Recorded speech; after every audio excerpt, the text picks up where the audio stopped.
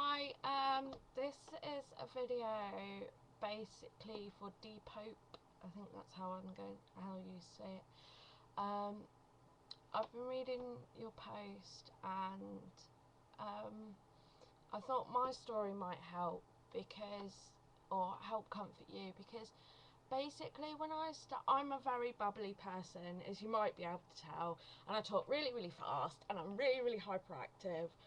And if you watch some of my other videos, you will see a very different person. You'll see someone who's quite quiet, in pain, lethargic, depressing, and a bit Now, I had a boyfriend before I got ill who was used to the happy hello kind of in your face, very loud, I'm very curvaceous, just big personality. And as the pressure built up more and more in my head, I lost who I was. I lost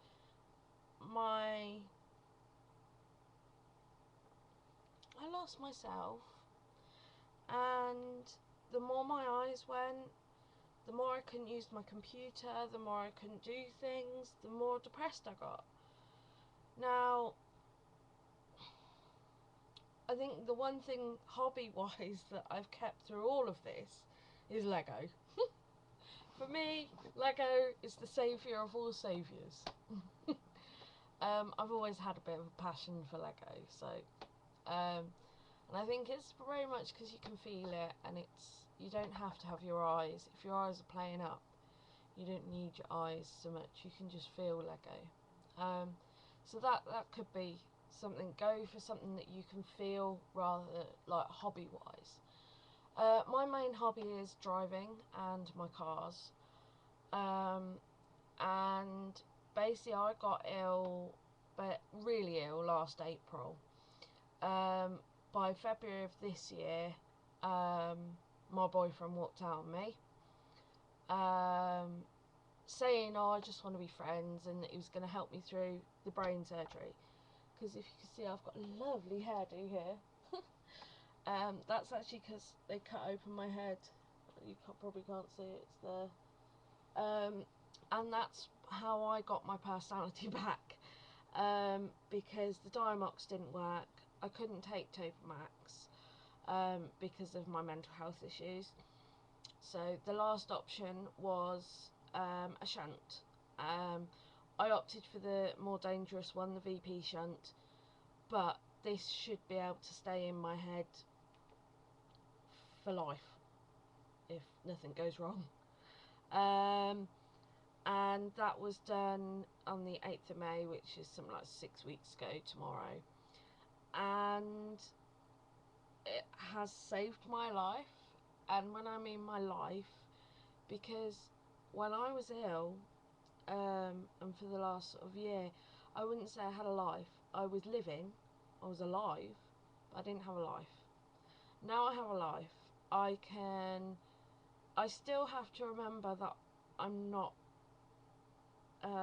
normal.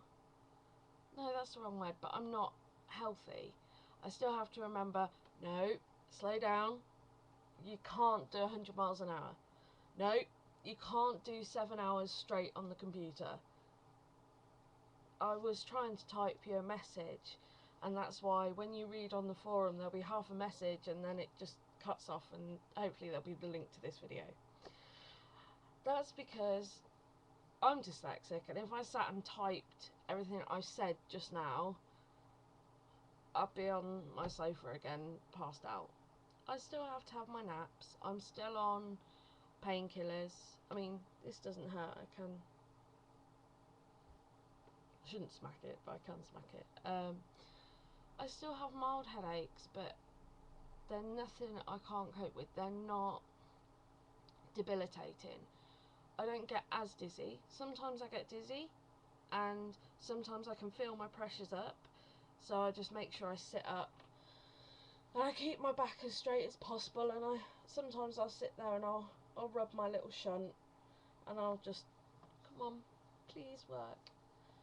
and I have positive thought that the water's coming out of my head and going in my tummy, and normally within an hour my pressure feels a bit better and I feel a bit better. I've been able to mop the floor this weekend. It is finding the right thing that works for you. When I first started Diamox, I thought Diamox was going to be the thing. The other drug that has helped me personally is gabapentin, which is a painkiller. I wouldn't take painkillers again if I have my chance again, but I'm now pretty reliant. I'm not on a high dose, I'm only on 500 milligrams a day in total. But like with any of these drugs you take, there's a risk, and I want to be off all my drugs. But I think I've got to remember that I am still ill. And I am only 6 weeks out of surgery. I wish you the very, very best, my darling. And we've all got a different story. And because it's such a confusing and rare illness and all the rest of it, we all suffer differently. Even though we suffer the same, we suffer differently. And we all have different cures.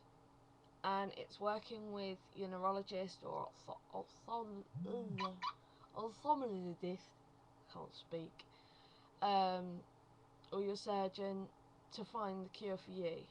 I've heard of some people getting a lumbar shunt, and that's been their dream. They had an adjustable one. I know a girl who's doing amazingly well. I know some people who have done it through weight control, and they do amazingly well.